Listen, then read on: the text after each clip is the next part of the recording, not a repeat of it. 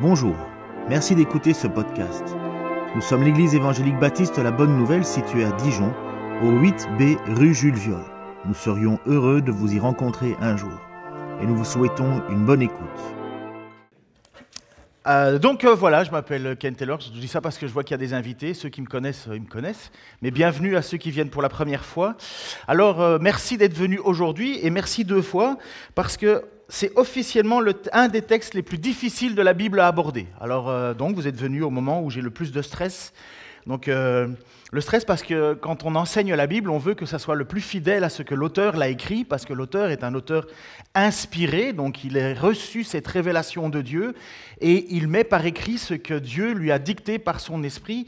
L'auteur ne devient pas un robot, mais c'est comme si, lorsque vous écrivez un poème vous-même, vous avez les mots qui viennent en tête, et bien c'est comme ça que Dieu a décidé de se révéler. À travers les 45 auteurs de la Bible, il leur fait cette révélation, et eux les mettent par écrit, et c'est ce qui base, alors la foi de nous les croyants. Nous croyons que la Bible est un livre inspiré de Dieu, et cette inspiration, elle est à notre devoir de pouvoir l'interpréter, mais pas l'interpréter n'importe comment, parce que sinon on fait n'importe quoi, on le prend à la sauce, mais le plus justement possible. Mais parfois, c'est vrai qu'il y a des textes qui sont plus durs à comprendre, et le texte qu'on va aborder aujourd'hui se trouve dans la première lettre que l'apôtre Pierre qui a été présent tout au long du ministère de Jésus. On pense que c'est même Marc qui a écrit son évangile. L'évangile de Marc, ça aurait été l'évangile, en fait, l'évangile, ça veut dire bonne nouvelle, qui aurait été dicté par Pierre, et Marc l'aurait écrit. Et donc là, c'est Pierre qui, lui, était un gars tempétueux, avec un caractère fort, qui va être transformé par l'Esprit de Dieu, transformé par cette présence de Dieu en lui, ce qu'on appelle la conversion. C'est le moment où on change de direction pour dire, voilà, maintenant je veux obéir et plaire à Dieu. Et donc Pierre va nous écrire, il va écrire à une église qui n'est pas une église parfaite, loin de là, mais une église qui vit des difficultés, et vous allez voir, presque comme nous. Donc le texte aujourd'hui, Luther, donc Saint-Augustin, Luther, Calvin et beaucoup d'autres ont lutté avec l'interprétation de ce texte. Mais de quoi parle exactement l'apôtre Pierre ? Et en général, quand on fait une étude biblique, quand on étudie le texte, on part du principe qu'il n'y a pas de contradiction dans les Écritures, donc un texte doit pouvoir expliquer un autre. Donc si on sort une doctrine, une théologie, doctrine ça veut dire ce que l'on croit, une théologie ça veut dire l'étude de l'Écriture, et que ça n'a rien à voir avec l'ensemble des Écritures, au pire que ça se contredit, ça veut dire que ce qu'on est en train de dire ne vient pas de Dieu, puisqu'on part du principe que l'Écriture ne se contredit pas. Et parce que justement le texte de ce matin a été un texte qui a été utilisé pour justifier une doctrine qui n'est absolument pas biblique, mais qui s'appelle le purgatoire. L'idée qu'une fois morts, nous aurions encore une chance de nous repentir et d'être sauvés. Le problème, c'est que ça n'existe pas dans toute l'Écriture, on ne le voit nulle part. Au contraire, l'Épître aux Hébreux va nous dire ceci, non, il parle de Jésus, est apparu une seule fois à la fin des temps pour ôter les péchés par son sacrifice, et comme le sort de tout homme est de mourir une seule fois, après quoi il est jugé par Dieu, de même le Christ s'est offert une seule fois en sacrifice pour porter les péchés de beaucoup d'hommes, et il viendra une seconde fois, non plus pour ôter les péchés, mais pour sauver ceux qui attendent de lui leur salut. Le texte est clair, une fois qu'on meurt, on tombe sur le jugement de Dieu. Le texte est clair, il nous dit que ce jugement, Jésus est venu pour nous en sauver.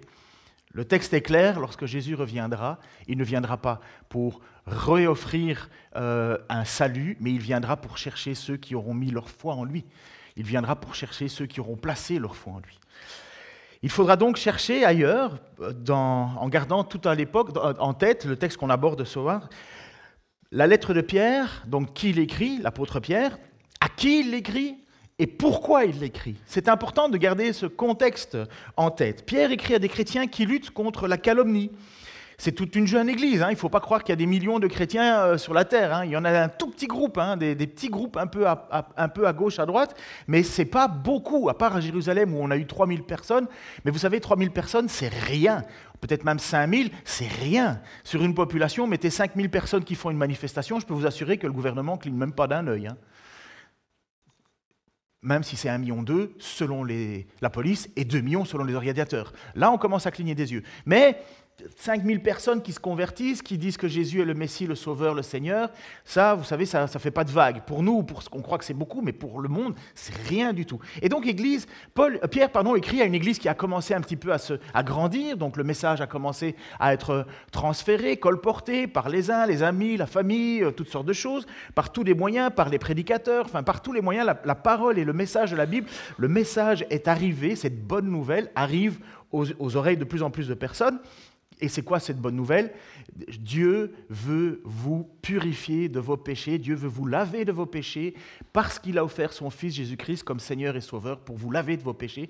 Si vous croyez que Christ est le Fils de Dieu, et si vous croyez que Dieu l'a ressuscité 3 jours après sa mort, vous pouvez être sauvés. Il ne suffit pas de le dire, oui, je crois, et puis on s'en fout. Non, il suffit de dire, je le crois, et pire que ça, ou plus fort que ça, j'y crois, et j'ai besoin de ça. Parce que je sais que je suis pécheur et j'ai besoin d'une solution. Et donc c'est ça la bonne nouvelle qui arrive. Mais les chrétiens, ce petit groupe de chrétiens, vivent la calomnie, les insultes, le dénigrement, peut-être même le début d'une persécution physique. Ce n'est pas encore très fort la persécution physique à l'époque de Pierre, mais on sait que ça va prendre de plus en plus d'ampleur. Ils luttent pour garder un témoignage chrétien dans un monde hostile. Ils luttent contre la luxure des riches qui devient de plus en plus folle. Ils luttent contre la débauche sexuelle. Il faut bien comprendre que la religion à l'époque, ou les croyances à l'époque, pensaient qu'il fallait aller voir des prophétesses, des prostituées sacrées, et parce qu'on allait avoir une relation sexuelle avec une prostituée sacrée, on allait s'en reprocher du spirituel. Vous imaginez, ça pousse un peu à commettre des péchés, en se disant « je pêche, je vais me purifier ». Vous comprenez l'idée? On est dans la débauche. Mais pour eux, à l'époque, ils pensaient que c'était tout à fait normal, que c'était bien. Donc les chrétiens vivent avec maintenant cette nouvelle identité, cette nouvelle vie, et ils sont persécutés à cause de ce qu'ils croient. Justement, ils ne veulent plus vivre comme ça. Ils veulent aussi avoir une bonne attitude dans leur couple. Comment est-ce qu'un couple chrétien vit? À l'époque, c'était tu étais femme, ben, tu te tais, quoi. T'as rien à dire, c'est écrase-toi. Même s'il y avait quelques particularités, la grande règle générale, c'était comme ça. C'était pas une bonne idée d'être femme, naître femme. Et comme tu ne le choisissais pas, ben, tu devais en souffrir. L'Évangile vient changer ces choses-là, puisqu'il donne d'abord, premièrement, à la femme comment se comporter avec son mari, et puis il dit au mari comment se comporter avec sa femme. Et puis alors aussi, Pierre va écrire à ces chrétiens pour leur dire comment il faut vivre vis-à-vis des autorités. Soumettez-vous aux autorités. Oula! C'est pas évident d'entendre ça, mais les chrétiens, qu'est-ce qu'ils font? Est-ce que les chrétiens sont appelés à faire la révolution? Les chrétiens sont appelés à donner leur avis constamment sur Internet pour leur dire que le vaccin c'est une mauvaise chose ou une bonne chose? Tais-toi, soumets-toi. Voilà ce que Pierre nous dirait aujourd'hui à nous, voilà ce qu'il disait à l'époque. Il disait, mais vous êtes des passagers sur la terre, vous faites que passer. Ayez un comportement qui fait en sorte que l'évangile, la bonne nouvelle de Dieu soit connue. Pas que Dieu veut tuer tout le monde et écraser tout le monde, il va le faire le jour du jugement. Mais en attendant, c'est la période du salut, c'est le salut qui est offert. Et donc il dit aux chrétiens, vous êtes là pour être des témoins de cette bonne nouvelle. Vous êtes des témoins lorsque vous vous soumettez aux autorités, vous êtes des témoins lorsque vous vivez dans votre couple, vous êtes des témoins lorsque vous vous soumettez à votre patron. Parce que Pierre va même écrire, il va dire soumettez-vous à vos maîtres, parce qu'à l'époque il y avait l'esclavagisme, mais ce n'est pas l'esclavagisme comme on le voit nous aujourd'hui. L'esclavagisme à l'époque c'était simplement de façon sociale. Il y avait les maîtres et les esclaves, comme il y a eu une période dans l'histoire française où on avait les seigneurs et les serfs. Les serfs c'était les employés du seigneur. Le seigneur leur offrait un lieu pour vivre, donc une seigneurie avec des murs tout autour. Il assurait la protection avec des chevaliers et ainsi de suite. Et les serfs, ils étaient entre guillemets esclaves, c'est vrai, mais ils étaient sous la protection d'un maître. Et c'est comme ça qu'on vivait. Puis on a eu ce changement et aujourd'hui, que vous le voyez ou non, que vous le vouliez ou non, vous êtes esclave d'un patron. Vous avez un patron, même si on veut crier à la liberté, tu ne vas pas être libre longtemps si tu n'as pas la CAF qui t'aide, si tu n'as pas les aides sociales, si tu n'as rien, tu peux toujours espérer d'être libre, tu ne vas pas vivre longtemps. Parce que d'une manière ou d'une autre, on doit apprendre la soumission, on doit se soumettre à quelqu'un, d'une façon ou d'une autre. Et ça vient nous briser, nous, intérieurement, les êtres humains, parce que s'il y a bien une chose qu'on n'a pas envie, c'est de se soumettre. On pense qu'on est libre. C'est pas vrai ? On pense qu'on est libre, mais en réalité, on voit bien la dualité, on n'est pas si libre que ça.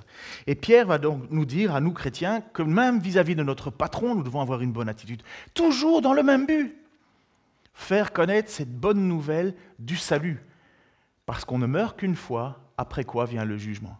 Et qu'est-ce que tu as fait de ta vie, toi, en tant que chrétien? Est-ce que tu as été une façon pour les gens de comprendre qui est Dieu vraiment, du cadeau qu'il offre, mais que Dieu n'est pas non plus quelqu'un, un bon papa qui dit « c'est pas grave, j'oublie ». Non, il a donné son Fils unique, il a sacrifié son Fils unique pour que tes fautes, mes fautes, nos fautes tombent sur son Fils et que par sa mort, il engloutit avec lui nos fautes et par sa résurrection, il naisse à une nouvelle vie. Et c'est pour ça qu'il est dit que si nous croyons que Jésus-Christ est mort et qu'il est ressuscité le troisième jour, si nous croyons que Dieu a fait cela, nous croyons que Dieu a réoffert la vie à Jésus-Christ, et donc pour nous croyants, il nous réoffrira la vie aussi. Ça veut dire qu'on n'est pas anéanti. Ça veut dire que le chrétien a l'espoir d'être ressuscité. Le jour où nous mourrons, nous serons dans la présence de Dieu, dans la présence de Jésus, au paradis, mais le paradis n'est pas le but final d'un croyant. Le but final du croyant, c'est de revenir sur terre, sur une terre régénérée, où il y aura la résurrection des corps, où je serai magnifique, donc un tout petit peu différent d'aujourd'hui, où je ne serai plus marié, désolé ma chérie, c'est comme ça, mais nous vivrons dans la plénitude de Dieu, dans un monde régénéré, restauré, un monde 2.0, on va dire. Ça va ? J'ai fait un bref résumé de l'histoire de l'Évangile. C'est pour vous les visiteurs que je viens de faire ça. Donc je me dis, voilà, là j'ai fait en très peu de temps, je pense, l'histoire. Et donc Pierre écrit alors à ces gens-là, et il dit aux chrétiens, ne vous découragez pas. Ne vous découragez pas. Il écrit à une toute petite communauté, pas beaucoup de monde, mais il leur dit, ne vous découragez pas parce que Jésus-Christ a aussi vécu, il a aussi souffert, et sa victoire ne s'est pas gagnée par la puissance et la force, sa victoire a été gagnée par l'humilité et la souffrance. Il le dit en 1 Pierre 3, 18. Christ a aussi souffert une fois pour les péchés. Il écrit à cette église qui vient de dire, vous souffrez mais ce n'est pas grave, persévérez, puisque Christ aussi a souffert une fois pour les péchés, lui juste pour des injustes, afin de vous amener à Dieu, ayant été mis à mort quant à la chair, mais ayant été rendu vivant quant à l'esprit. Jésus n'a pas souffert en vain, pas plus que nous d'ailleurs, mais lui, il était parfaitement juste. Parfaitement juste, personne ne l'est. Parfaitement juste, il faudrait ne jamais avoir commis une seule faute dans notre vie. Bon, vu le silence qu'il y a, j'ai compris qu'on est tous à la même enseigne, on a tous commis des fautes. Mais lui, Jésus, n'en a commis aucune. Rien que sa naissance est une naissance complètement différente de la nôtre. Il n'est pas né d'une relation sexuelle entre un homme et une femme, il est né de la volonté de Dieu. Dieu a voulu que Marie, jeune fille vierge, mette au monde un enfant. On l'a fêté à Noël plus d'une fois. Mais comme Adam, le premier homme, qui est né par la volonté de Dieu, il est né parce que Dieu a pris de la terre, Adama, c'est pour ça qu'on l'appelle Adam, Adama ça veut dire de la terre, il a pris de la terre, il a formé un homme, il a soufflé dedans, il lui a donné le souffle de vie, et il était né de la volonté de Dieu. Jésus-Christ est né de la même manière, il est né de la volonté de Dieu. Ça veut dire que même dans sa chair, il n'y a pas la marque du péché que l'homme a. Il n'est pas héritier du péché de son père et de sa mère, il reçoit le Saint-Esprit, et c'est pour ça qu'on dit que Jésus s'est incarné. Il existait déjà de toute autorité, de toute éternité, mais il s'est incarné, et quand Dieu le Fils vient au milieu de nous, ça ne se passe pas à travers une relation sexuelle homme-femme, ça se passe parce que Dieu le veut. Un enfant nous est né, un sauveur nous est donné, on l'a chanté pour Noël. Ça va jusque-là? Mais regardez le beau cadeau qui est fait. Pourquoi est-ce qu'il est là, Jésus? Pourquoi est-ce qu'il est sans péché? Pourquoi est-ce qu'il souffre? Pourquoi est-ce qu'il vit toutes ces choses-là? Afin de nous amener à Dieu. C'est pas ça magnifique, ça? Afin de nous amener à Dieu. Vous savez, toutes les religions du monde ont le seul et même objet. Fais des efforts pour plaire à Dieu et tu seras sauvé. Peut-être,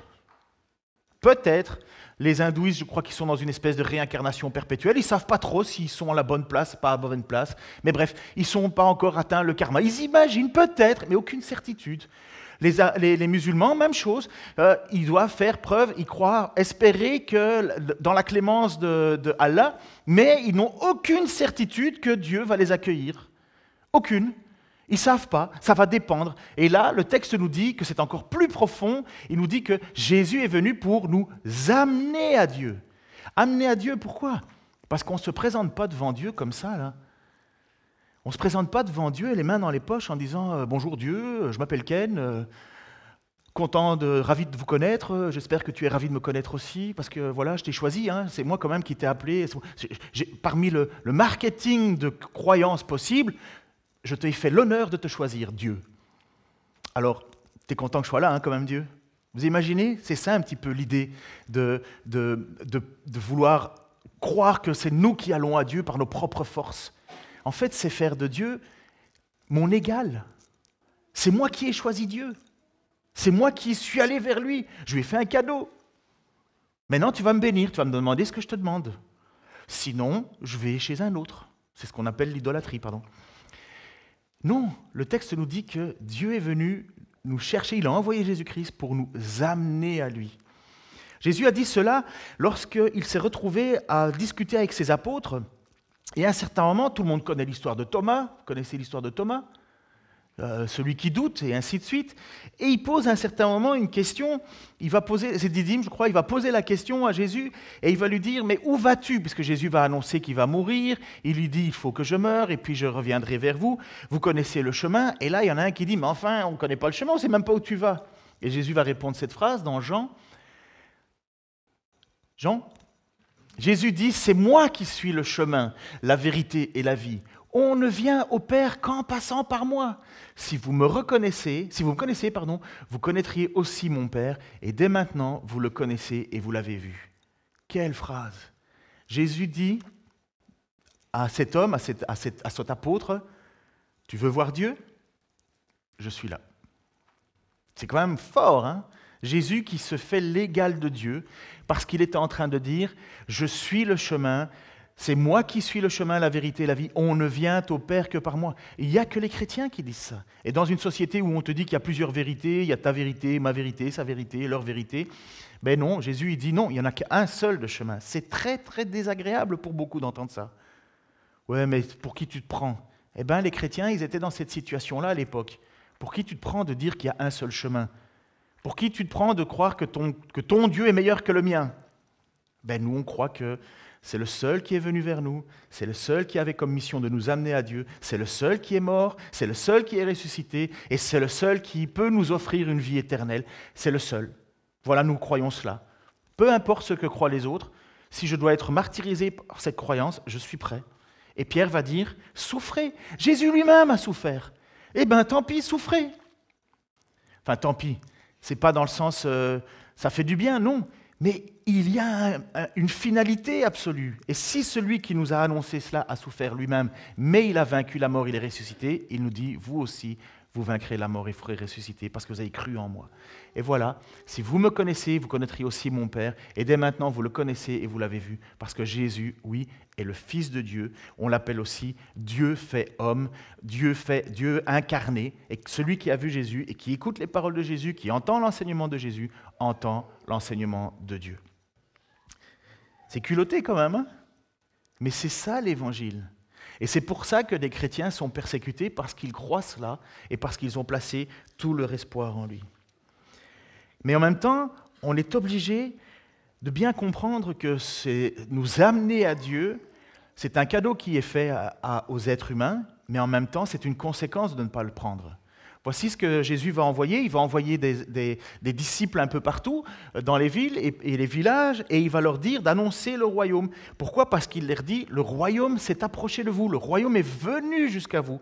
Voici ce qu'il va dire dans Luc 10, 8 à 11. Dans quelque ville vous entriez où l'on vous recevra, mangez ce qui vous sera présenté, guérissez les malades qui s'y trouvent et dites-leur, le royaume de Dieu s'est approché de vous. Mais dans quelque ville que vous entriez et où l'on ne vous recevra pas, allez dans les rues et dites, nous secouons contre vous la poussière même de votre ville qui s'est attachée à nos pieds. Sachez cependant que le royaume de Dieu s'est approché. Donc il était en train de dire aux gens, allez dans les villes, allez dans les villages, annoncez que le royaume de Dieu s'est approché, annoncez que quelqu'un est venu vers vous, que le Fils de Dieu est venu vers vous. Mais si vous ne voulez pas, dites-leur quand même, dommage, le royaume s'était approché. Le royaume s'était approché. Vous ne voulez pas nous recevoir ? Tant pis, on vous laisse dans la situation dans laquelle vous êtes. Mieux que ça, on va même ne pas prendre la poussière de votre ville. Mais sachez que le royaume s'était quand même approché. Comprenez que la main était tendue. Un cadeau vous était fait. Une occasion de vous tourner vers Dieu, de vous amener à Dieu vous était offerte, puisque le royaume s'est approché. C'est une main tendue que tu peux accepter ou que tu peux rejeter. Le texte continue, donc on continue dans notre lettre de Pierre, et ce qu'il va avoir maintenant comme étude, c'est le texte, les versets 19 et 20, qui constituent un des passages les plus difficiles de la Bible à expliquer. Il n'y en a pas beaucoup des passages compliqués, mais ceux-là font partie des passages compliqués. Et comme à chaque fois, quand un passage est compliqué, chacun y va de sa petite interprétation, de la plus loufoque à la plus sérieuse, à la plus difficile ou à la plus simple. Et c'est par ce texte-là que certains ont cru qu'il y avait la possibilité que le purgatoire existe, qu'il y aurait une possibilité que Jésus, une fois que tu es mort, Jésus vient dans le royaume des morts et vient te prêcher l'évangile afin que tu puisses en dernière minute choisir de croire en Jésus-Christ ou de ne pas croire en Jésus-Christ. C'est ce que l'Église catholique romaine enseigne, et qui était un enseignement bien tardif. Ce n'est pas arrivé au tout début. Mais bibliquement, on ne peut pas croire cela. En fait, c'est le meilleur moyen de dire aux gens, vivez comme vous voulez, sans tenir compte de Dieu, et puis une fois que tu seras mort, tu feras un choix. Bienvenue dans le monde royal de du plus fort, quoi. En fait, je fais ce que je veux, mais il faut penser alors à une question. Oui, mais alors, les bourreaux, les pédophiles, les meurtriers en série, qui ne se seraient pas repentis, des familles brisées, blessées parce qu'on leur a fait du tort. Pensez même alors au dictateur. Il aurait fait toute sa vie du mal, et puis alors, en dernière minute, tu te retrouverais, toi qui as souffert avec toute ta famille et compagnie de persécution, tu vas te retrouver alors à la fin des temps à côté de lui en chantant des louanges à Dieu. Alléluia, Alléluia, Kumbaya, chantons Dieu, tout est beau, tout est magnifique, Dieu est extraordinaire. Mais alors, on aurait un Dieu complètement injuste. Ce ne serait même pas un Dieu de justice. Ce ne serait pas Qui a envie d'un juge comme ça lorsqu'il doit aller devant le juge et parce qu'il se serait fait, parce que sa famille aurait été décimée par un tueur en série, et le juge dirait bon, c'est vrai que tu as de la peine dans ton cœur parce que tout le monde est mort. Mais tu comprends, moi je suis un juge d'amour, je suis un juge de grâce, je suis un juge qui aime tout le monde. Et donc, je vais te faire un cadeau, tu iras au paradis. Et toi aussi, qui as tué tout le monde, parce que je suis un bon juge, tu vas aller au paradis. Est-ce que tu es d'accord ? Est-ce que vous auriez la moindre respect pour un juge comme ça ? Moi, honnêtement, je déteste ça. Et on le voit, les journaux en parlent assez souvent, qu'on diminue. Allez, il y a une jeune fille récemment là, qui a été traînée sur 800 mètres par deux gars en bagnole. Il y en a un, il a traîné volontairement. Je crois que la fille devait avoir 22 ans. Elle a été traînée sur 800 mètres et le gars n'a pris que 12 ans de prison. 12 ans. Et le passager à côté, il n'a pris que 2 ans pour la mort d'une fille de 22 ans. Moi, j'entends ça, je me dis, il y a quelque chose qui ne marche pas là. Il y a quelque chose qui ne marche pas. Et pire que ça, vous croyez qu'ils se sont repentis? Est-ce qu'ils ont dit à la famille pardon? Est-ce qu'ils ont dit on n'est pas d'accord, on est vraiment désolé, c'était une erreur de jeunesse, on regrette? Non, ils avaient même des copains dans le palais de justice qui ont tapé sur les flics, qui ont tapé sur les journalistes et qui ont tapé sur la famille. Mais vous aimeriez, vous, un juge qui vous dit c'est pas grave, je suis un bon juge, allez. Mais non, Dieu est justice. Et c'est ça que beaucoup de gens oublient. C'est que Dieu est à la fois grâce, Dieu est amour, mais Dieu est justice. Dieu ne tient pas le coupable pour innocent. Jamais. Et nous sommes tous coupables. Alors il faut qu'on trouve la solution. Et la solution, c'est de prendre le sacrifice, c'est de croire en Jésus-Christ qui a pris notre faute sur lui. Et puis c'est pas tout, on ne se lave pas les mains en disant « Super, j'ai mis une petite croix de Jésus, maintenant je suis chrétien, je suis sauvé le jour où je meurs. » Non, après il faut vivre une vie de chrétien. Il faut faire ce qu'on appelle un métanoïa, une transformation. On doit passer d'une autre vie à une nouvelle vie. Maintenant, en cherchant à plaire à Dieu et en étant dépendant de sa grâce. Et c'est pour ça qu'il écrit à ses chrétiens, en toute situation, même persécution, reste dépendant. Accroche-toi à moi, j'ai vaincu la mort. Et donc, cette histoire de texte biblique, je me rends compte que j'ai oublié de vous mettre le texte sous les yeux. Je pense qu'il va arriver... Oui, si, j'ai une idée. L'interprétation qu'on a, il y a deux interprétations. Donc la première interprétation, enfin plusieurs interprétations. Une interprétation, pas interprétation à laquelle on ne croit pas, c'est le purgatoire. C'est l'idée que Jésus serait allé visiter les morts et leur aurait enseigné la Bible, prêcher l'évangile pour qu'ils se reconvertissent.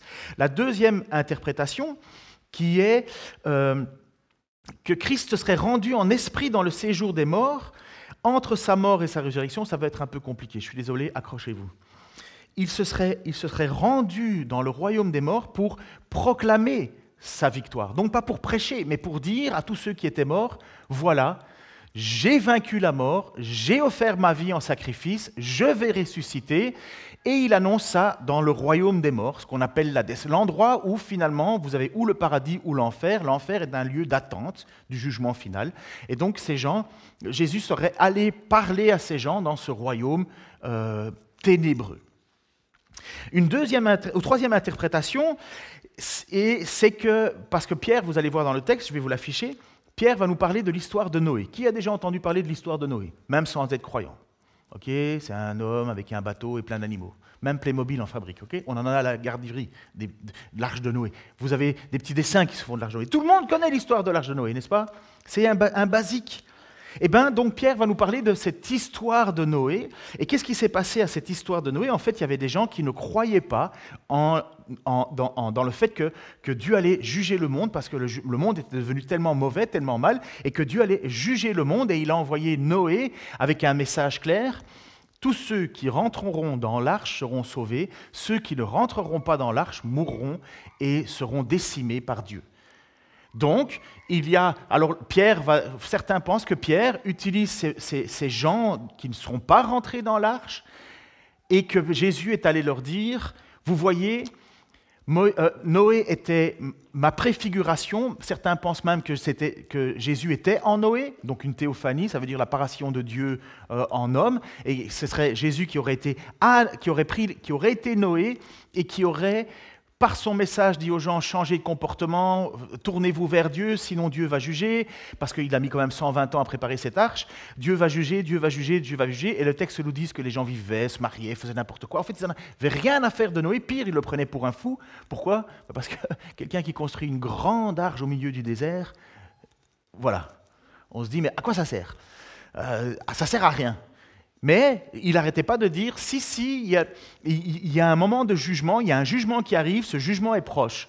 Et donc Noé a construit cette arche, ceux qui sont rentrés dans l'arche, 8 personnes, plus un couple d'animaux que Dieu avait choisi, sont rentrés dans l'arche, et puis la porte a été fermée. Le texte dit même que c'est Dieu qui ferma la porte de l'arche, le jugement est tombé, il a plu pendant plus d'une centaine de jours, tout est noyé, tout est mort, et puis ont été sauvés ceux qui étaient dans l'arche. Et donc, une interprétation de ce texte qu'on va voir, c'est que Jésus serait allé prêcher dans le monde des morts ceux qui ne seront pas rentrés dans l'arche pour leur dire, vous avez vu, Noé vous avez prévenu, vous n'avez pas écouté Noé alors qu'il vous tendait la main, c'est moi qui vous parlais, c'est moi qui vous enseignais. Il ne prêche pas, il ne dit pas, vous avez encore la possibilité de choisir, il dit, vous auriez dû écouter, parce que c'était le plan de Dieu depuis toute éternité, vous sauver. Et donc il est allé proclamer à ces gens-là qu'ils avaient été détruits parce qu'ils n'avaient pas voulu écouter Dieu à travers Noé. Ça va, je ne vous ai pas trop perdu là? Certainement, mais ce n'est pas grave. Vous allez avoir le texte sur les yeux et ça va vous aider à mieux comprendre. Et puis, il y a une interprétation à laquelle j'ai écouté et je dois faire un choix, parce qu'on essaye à un certain moment de savoir ce qu'il faut croire ou pas. Et c'est une interprétation qui me parle beaucoup plus clairement, même si c'est un texte plus difficile à comprendre. Dans l'histoire de Noé, cette fameuse histoire, en fait, le texte va nous parler qu'il y avait, avant la chute, des anges qui auraient couché avec les femmes des êtres humains. Très bizarre, hein, on va voir le texte dans une minute. Mais ces anges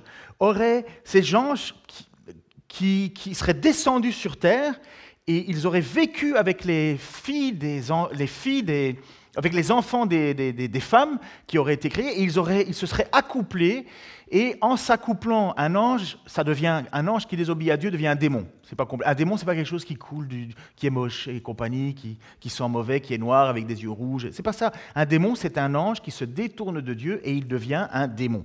Et le texte nous dit que ceux qui ont décidé de suivre Satan qui était Lucifer, qui était l'ange par excellence, et qui a détourné de Dieu, et en se détournant de Dieu, il a détourné toute une partie des anges qui ont décidé de le suivre, et en se détournant de lui, de Dieu, et en suivant Satan, donc Lucifer, qui était un ange aussi, ils sont devenus des démons, ils sont devenus des rebelles à Dieu.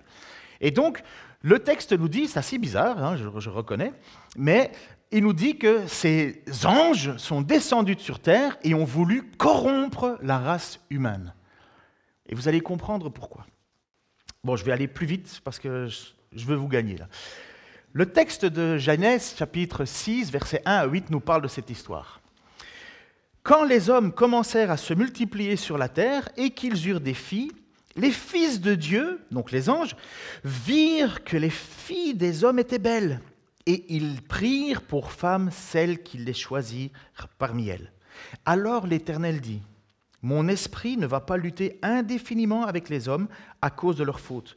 Ce sont des êtres dominés par leur faiblesse. Je leur donne encore 120 ans à vivre. » C'est pour ça qu'on voit des âges incroyablement longs après Adam, Noé va vivre 920 ans et ainsi de suite, mais parce qu'ils étaient des êtres éternels autrefois, ils ont une longue vie, et à partir de ce moment-là, à partir de la chute, Dieu dit « c'est fini, les gens ne vivront pas plus de 120 ans ». Vous avez déjà entendu un être humain de 140 ans ? On a perdu une dame, la doyenne de France, elle avait 118 ans, Jeanne Calment avait eu 121, je crois, ou quelque chose comme ça, mais ça ne va pas plus loin. On n'a jamais encore entendu un gars de 200 ans, enfin, à moins que vous avez des sources, mais moi pas. Donc il dit, je leur donne encore 120 ans à vivre. À cette époque-là, il y avait des géants sur la terre. L'équipe de louanges, c'est qui? Je leur ai posé la question là tantôt, j'ai dit, hey, les gars, vous savez qui c'est, les Néphilim? Je dis, vous lisez pas la Bible. Je faisais mon malin. Donc les Néphilim, les géants des Néphilim, allez chercher sur Internet tout à l'heure, allez vous amuser, vous allez voir. Et donc il y avait à cette époque-là, il y avait des géants sur la terre, et aussi, après que les fils de Dieu se furent unis aux filles des hommes et qu'elles eurent donné des enfants, ce sont les fameux héros d'autrefois. Aucune idée de quoi on parle, je vous le dis. Qui sont ces héros d'autrefois?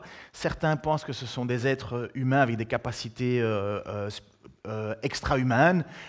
Certains pensent que ce sont peut-être même les héros de la mythologie d'autrefois, qui étaient mi-dieux, enfin bref. Très difficile, on n'y était pas. Et puis tout a été détruit surtout. Alors l'Éternel vit que les hommes faisaient de plus en plus de mal sur la terre. À longueur de journée, leur cœur ne concevait que le mal. Alors l'Éternel fut peiné d'avoir créé l'homme sur la terre, et il en eut le cœur très affligé. Il dit alors, « Je supprimerai de la surface de la terre les hommes que j'ai créés. Oui, j'exterminerai les hommes et les animaux, jusqu'aux bêtes qui se meuvent au ras de la terre, et tous les oiseaux du ciel, car je regrette de les avoir faits. » Mais Noé obtint la faveur de l'Éternel. Le monde entier est sous le jugement de Dieu parce qu'ils voient qu'ils ne font que le mal à longueur de journée, ils sont mauvais, méchants, mais Noé obtint la faveur de l'Éternel. Et c'est pour ça que, après ça, vous avez le reste de l'histoire où Noé va construire cette arche et ainsi de suite.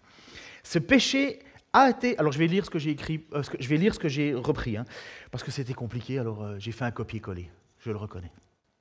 Ce péché abominable a été de s'accoupler avec des belles femmes humaines. Ils ont pris un corps, donc ces fameux anges, ils ont pris un corps dans le genre humain, tout comme Satan avait pénétré dans le monde animal sous la forme d'un serpent pour séduire Adam et Ève. Il faut bien comprendre que ce plan diabolique n'était pas pour les démons de s'envoyer en l'air mais de corrompre la race humaine et d'en faire une race monstrueuse afin d'empêcher Dieu de la sauver et de l'obliger à la détruire. Pourquoi ? Parce que Jésus-Christ est un descendant de Adam.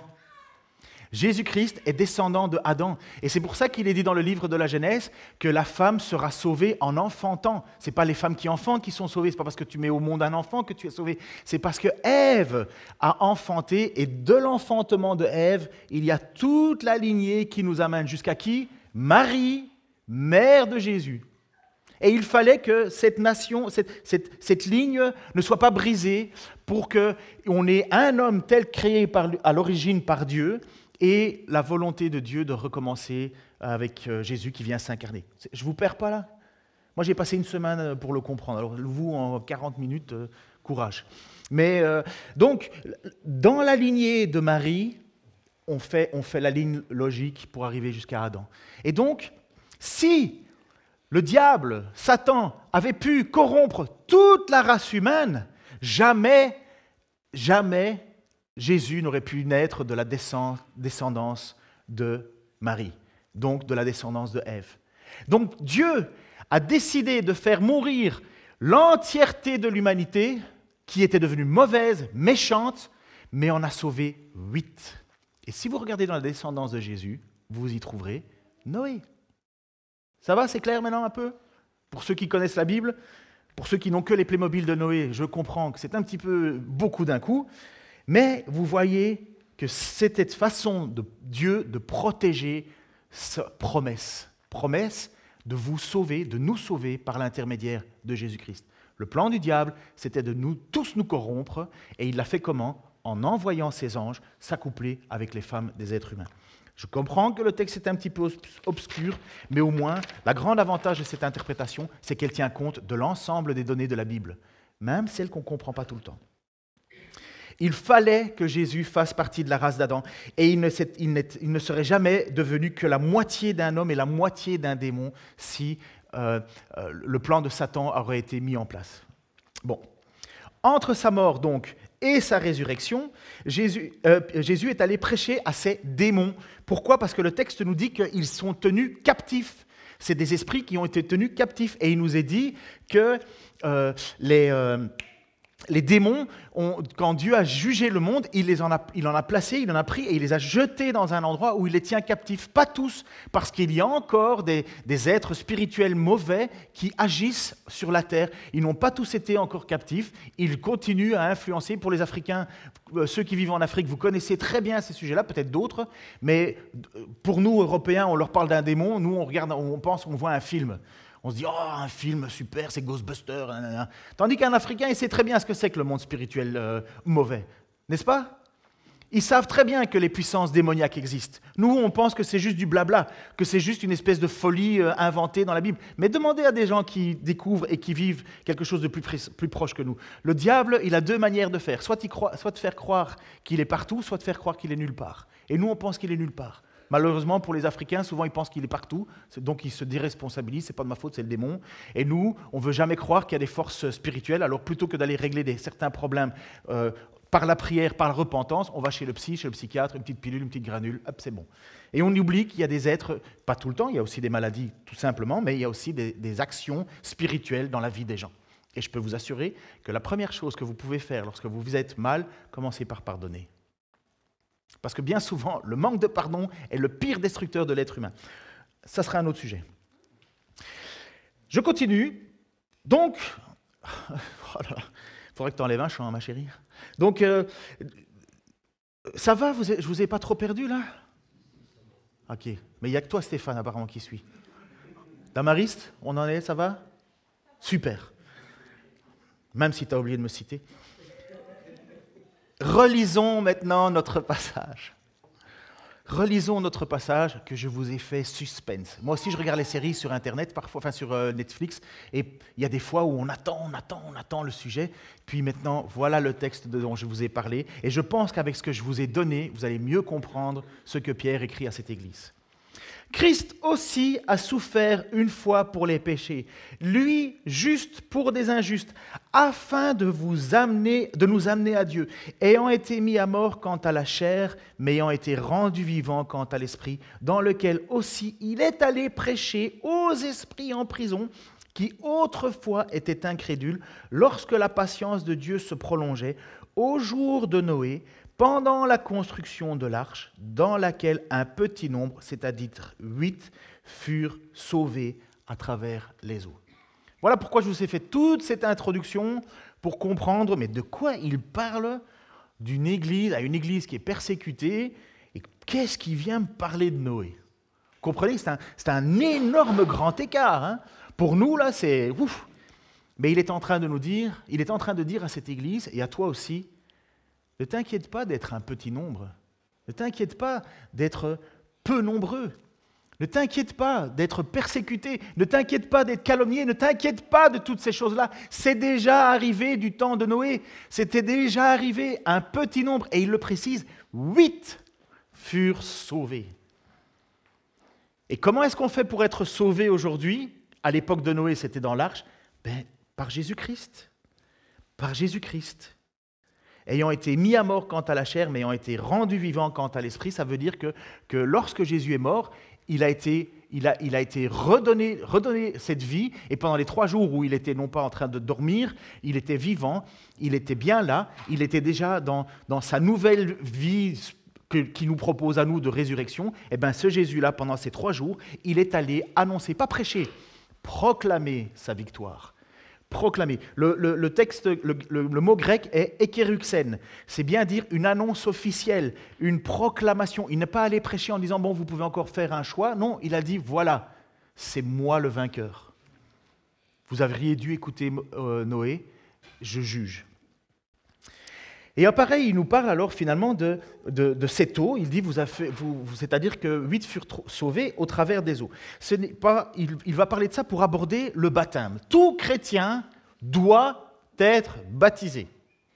Mais ce n'est pas parce qu'on est baptisé qu'on est sauvé. Mais quand on est sauvé, on se fait baptiser. C'est quoi le baptême? C'est le symbole d'une vie ancienne à une vie nouvelle. Le mot baptiséo, c'est immergé. Donc, c'est pas l'eau qui me purifie. Je peux vous dire que j'ai déjà pris des douches et des douches et des douches après avoir fait des conneries. Je serais toujours le même. Hein. Je chantais peut-être un peu meilleur. Mais j'étais toujours le même. C'est pas l'eau qui est parfaite. C'est pas l'eau qui a un pouvoir. Pas plus que c'était l'eau qui avait le pouvoir. Cette eau-là, elle avait le pouvoir à l'époque de Noé juste de faire mourir les gens. Mais c'est l'arche. C'est la confiance. C'est le fait d'avoir trouvé faveur à Dieu qui a sauvé Noé et les 8 personnes. C'est pas l'eau.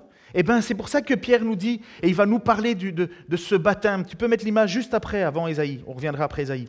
Cette eau était une figure du baptême qui n'est pas la purification des souillures du corps, mais l'engagement d'une bonne conscience avec Dieu et qui maintenant vous sauve, vous aussi, par la résurrection de Jésus-Christ, qui est à la droite de Dieu, depuis qu'il est au ciel et que les anges, les autorités et les puissances lui ont été soumis. Donc il est en train de parler à ces chrétiens qui se sont fait baptiser, puisque tous les premiers chrétiens sont allés vers les eaux du baptême. Ils ont été pour se faire baptiser, non pas pour avoir une vie plus propre, non pas pour se laver de souillures externes, mais pour un engagement d'une bonne conscience. Combien de fois on n'en a pas vu des gens se faire baptiser et puis ne plus les voir? Bah ouais. Moi, quelqu'un qui dit « Oui, j'ai été baptisé, tu vas à l'église ?» « Non, jamais. Et c'est quoi ta vie? Ça va pas, j'ai plein de problèmes. Oui, mais c'est quoi ton problème? Même ma première femme, ça n'a pas été. Ma deuxième femme, ça n'a pas été. Ma troisième femme, ça n'a pas été. Puis après ça, j'ai fait des conneries, j'ai triché, j'ai volé. Je me suis fait avoir, j'étais en prison. Et puis tu le revois arriver et il dit, mais je ne comprends pas, hein, pourquoi Dieu n'était pas avec moi. Je t'ai baptisé pourtant. On peut rire vraiment de cela. Parce qu'il y a des gens qui croient que parce qu'ils se sont fait baptiser, Dieu est tranquille, Dieu est content, j'ai mon ticket, je vais au ciel, je vis comme je veux. Mais quel Dieu est-ce donc que vous imaginez avoir quand vous pensez comme cela et que les gens pensent comme ça? C'est quoi comme Dieu? Moi, je comprends que les gens n'en ont rien à faire de Dieu, puisque finalement, c'est le royaume de l'hypocrisie, quoi. Non, c'est le gagement d'une bonne conscience. Tu veux te faire baptiser? Oui, ce n'est pas ton baptême qui va te sauver, c'est ton engagement envers Dieu. Quand j'entends « mes enfants sont fait baptiser, nani, nana », ben oui, mais il vit comment? Mon chien peut se faire baptiser, hein. Ça ne change rien à sa vie. Hein. C'est pas la purification baptismale, c'est pas qu'on mette de l'eau sur nous qui va nous sauver. C'est parce qu'on croit en Jésus-Christ, en Seigneur et Sauveur, que l'on se fait baptiser. Pourquoi? Parce que Jésus a dit, allez, faites des nations, baptisez-les en mon nom, enseignez-leur ce que je vous ai commandé. Est-ce que c'est normal qu'on est peu nombreux? Parce que j'entends les discours de certaines églises, on va conquérir le monde, on va faire ci. Oui, vas-y. Moi, je crois que Dieu a toujours eu la même vision, un petit reste. Un petit reste. Même si le désir de Dieu, c'est de sauver le monde entier, la réalité, c'est qu'un petit reste sera sauvé. Un petit reste, comme à l'époque de Noé, un petit reste. Comme du temps de l'Église, un petit reste. Comme du temps de Moïse, un petit reste. Toujours un petit reste. Quel petit reste? Celui qui, au milieu de l'ensemble des gens, disent « Le Seigneur, Jésus, le Seigneur, mon Dieu, est tout pour moi, il est tout pour moi. » Peu importe ce qu'on va dire, peu importe la manière dont on va me traiter, peu importe la façon dont je vais vivre, il est tout pour moi, il est mon unique, il est mon Seigneur, il est mon Sauveur. Je ne veux vivre que pour lui. Même si c'est difficile, même si je me plante, même si je n'ai que lui, je veux revenir à lui, à lui, à lui, à lui. Et voilà ce qui s'est passé. Tu peux revenir l'image d'avant. Ésaïe va nous dire, le prophète Ésaïe va dire, le reste, donc il parle d'Israël, le reste reviendra, le reste de Jacob, ô Dieu puissant. Quand ton peuple, ô Israël, serait comme le sable de la mer, un reste seulement reviendra. La destruction est résolue, elle fera déborder la justice, et cette destruction qui a été résolue, le Seigneur, l'Éternel des armées, l'accomplira dans tout le pays. Un reste! Quand bien même il y aurait autant de Juifs que du sable au bord de la mer, un reste, une poignée sera sauvée. Quand bien même des millions de gens se disent chrétiens, un reste sera sauvé. Quand bien même des gens diront « Oh, mais j'ai été baptisé quand j'étais petit », un reste sera sauvé. Toujours été la doctrine du reste. Ce n'est pas le monde entier qui va se convertir. N'imaginez pas ça. Rêvez de ça. Mais ça n'arrivera jamais. Il y aura toujours un reste. À l'époque de Pierre, Pierre parle à une petite église persécutée, attaquée, dénigrée. Vous êtes rien, vous êtes personne, vous êtes fou. On verra ça encore dans les autres textes. Eh bien, Pierre dit, n'ayez pas peur d'être petit. Ça a été comme ça du temps de Noé. Et Pierre va dire alors à ces gens, et ça va être dans 2 Pierre 3, 8, donc c'est les prochaines prédications. « Sachez avant tout que dans les derniers jours apparaîtront des gens qui vivront selon leurs propres désirs. Ils se moqueront de vous et diront « Il a promis de venir, n'est-ce pas ? Eh bien, où est-il ? Nos pères sont déjà morts. » Mais tout reste dans le même état que depuis la création du monde. Ils oublient volontairement ceci. Il y a longtemps, Dieu a créé le ciel et la terre par sa parole. La terre a été séparée de l'eau et formée par l'eau. Et c'est également par l'eau, celle de la grande inondation, que le monde ancien a été détruit. Quant au ciel et à la terre actuelle, la même parole de Dieu les tient en réserve pour le feu qui les détruira. Ils sont gardés pour le jour du jugement et de la ruine des pécheurs. Mais il y a une chose que vous ne devez pas oublier, mes amis, c'est que pour le Seigneur, un jour est comme 1000 ans, et 1000 ans sont comme un jour. Vous voyez, Pierre revient avec cette histoire de Noé. Et il dit, c'est vrai que ça fait longtemps. C'est vrai que les gens vous calomnient en disant, mais il est où ton Dieu? Il est où cette justice? Il est où? Si Dieu existait, il n'y aurait pas le mal sur la terre. Combien de fois on a déjà entendu ça?